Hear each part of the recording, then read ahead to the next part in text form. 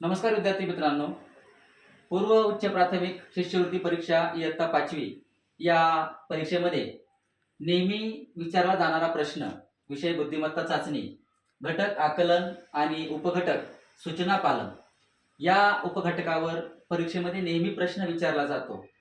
आपली जी इंग्रजी अक्षरमाला आहे त्या इंग्रजी अक्षरमालेवर आधारित नेहमी प्रश्न विचारला जातो.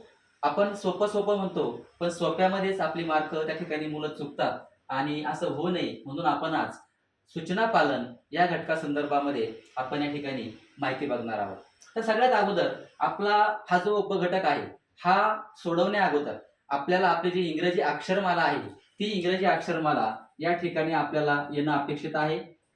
बघा, ही जी अक्षरमाला आहे या अक्षरमालेमध्ये ए पासून तर वाय पर्यंत जी आपली इंग्रजी अक्षर आहेत ती इंग्रजी अक्षर यांचे आपण अगोदर 5-5चे गट करून घेणार आहोत. A B C D E हा 5चा एक गट झाला. त्यानंतर एफ,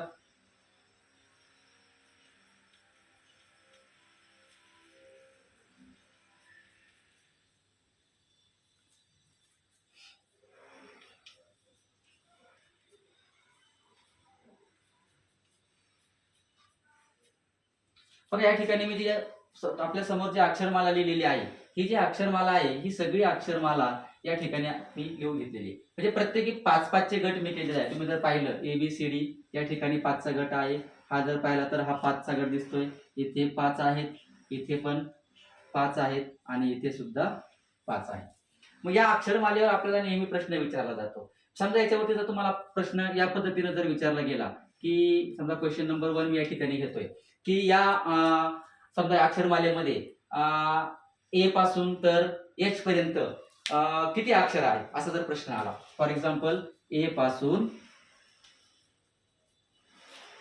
एच पर्यंत, बघा इकडे ए पासून एच पर्यंत किती अक्षर आहे असं जर तुम्हाला विचारलं गेलं. आता याची जी ट्रिक आहे लक्षात ठेवण्यासारखी गोष्ट काय आहे की ए पासून एच पर्यंत किती अक्षर आहे. म्हणजे ए पासून एच पर्यंत ज्या वेळेला अक्षर आपल्याला विचारलेले असतात त्यावेळेला ही दोन्ही अक्षर मोजायची, कुठली ए आणि एच. कारण ए पासून तर आपल्याला एच पर्यंत विचारलेले आहेत. म्हणून आपण जर इंग्रजी आपली अक्षरमाला जर पाहिली तर यामध्ये ए पासून एच पर्यंत विचारले म्हणल्यानंतर ए आणि एच ही जी अक्षर आहेत तर या ठिकाणी ही दोन्ही अक्षर मोजून, उदाहरणार्थ ए हा 1 नंबरला आहे म्हणून 1 2 3 4 5 6 7 आणि 8. ए पासून तर इथं जर आपण जर पाहिलं पहा A B C D E F G आणि एच आपल्याला विचारलं कसं ए पासून तर एच पर्यंत. म्हणून आपण इथं ही जी अक्षरं लिहिली तर ही एकच अक्षर झाली. 1 2 3 4 5 6 7 आणि 8 अक्षरं झाली.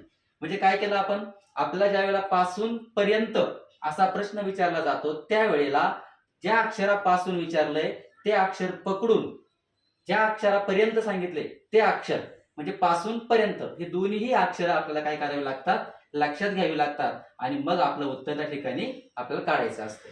हा आला पहिला प्रश्न. यानंतर याच भागावरती आपल्याला दुसरा प्रश्न एक विचारला जातो की ए पासून समजा कुठलं तरी एखादं अक्षर दिलं जातं. मग आपण इथे असं लिहूया की प्रश्न लिहितोय मी ए पासून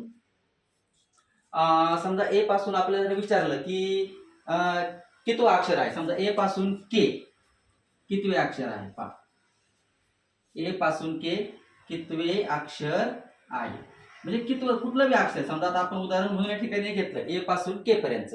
पण आता इथून ए आणि हा के, मग ए पासून के हे कितवं अक्षर आहे. म्हणजे जर असा ज्या वेळेला आपल्याला प्रश्न विचारला जाईल त्यावेळेला ए पासून कितवं म्हटल्यानंतर ए पासून बी हा कितवा येतो, पहिला येतो. म्हणजे ए पासून बी हा 1 नंबरला आला म्हणून बी ला 1 नंबर देतो आपण. ए पासून विचारलं ना आपल्याला, समजा ज्या अक्षरापासून विचारलं असेल त्या अक्षरापासून ते पुढचं अक्षर हे पहिलं अक्षर असेल. फॉर एक्झाम्पल जर एफ पासून जर विचारलं असेल तर जी हे काय होईल, एफ पासून पहिलं अक्षर होईल. म्हणून आता आपल्याला ए पासून के पर्यंत के हे कितवं अक्षर विचारले म्हणून या ठिकाणी ए पासून के म्हणून ए पासून बी पहिल्या अक्षरावर येईल, 1 नंबरला येईल. म्हणून इथं 1 2 3 4 5 6 7 8 9 आणि के कितवा आला, 10वा आला. म्हणून ए पासून के हा कितवा अक्षर असणार आहे, 10 नंबरला के हे अक्षर असणार आहे 10 नंबरचा अक्षर. हा प्रश्न 100% परीक्षेला याच्यावर एखादा प्रश्न तुम्हाला परीक्षेला विचारला जातो, त्यावेळेला तुम्हाला ते उत्तर लिहिता आलं पाहिजे. त्याचबरोबर आणखी या ठिकाणी एक प्रश्न विचारला जातो की दरम्यानची अक्षर. समजा आपल्याला असं विचारलं की ए पासून तर जे यांच्या दरम्यान ए आणि जे, ए आणि जे यांच्या दरम्यान, ए आणि जे यांच्या दरम्यान किती अक्षर आहेत? बरं, किती अक्षरे आहेत?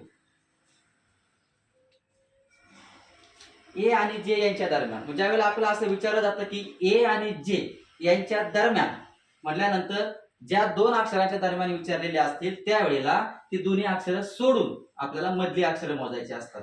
म्हणजे ए आणि जे यांच्या दरम्यान म्हटलं तर आपण काय करणार? आता आपण ए पण सोडून देणार आणि जे पण सोडून देणार आणि त्याच्या मधली अक्षरं म्हणजे 1 2 3 4 5 6 7 आणि 8 या दोन्हींच्या दरम्यान किती अक्षर आहेत?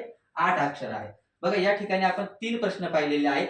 पहिला प्रश्न ए पासून म्हणजे किती अक्षरे आहेत. समजा त्या अल्फाबेट्स मध्ये तुम्हाला कुठल्या तरी अक्षरावरती कुठल्याही जे काही तुम्हाला एखादं अक्षर दिलं जाईल त्याच्यातली अक्षरं आपल्याला ओळखायला सांगितली जातात किंवा कितव्या क्रमांकाचं अक्षर आहे हे तुम्हाला पाहायला सांगितलं जातं. आणि आणखी एक प्रश्न म्हणजे दरम्यानची अक्षरं. अशा पद्धतीनं आपण या भागावरती 3 प्रश्नांचा या ठिकाणी आपण काय केला?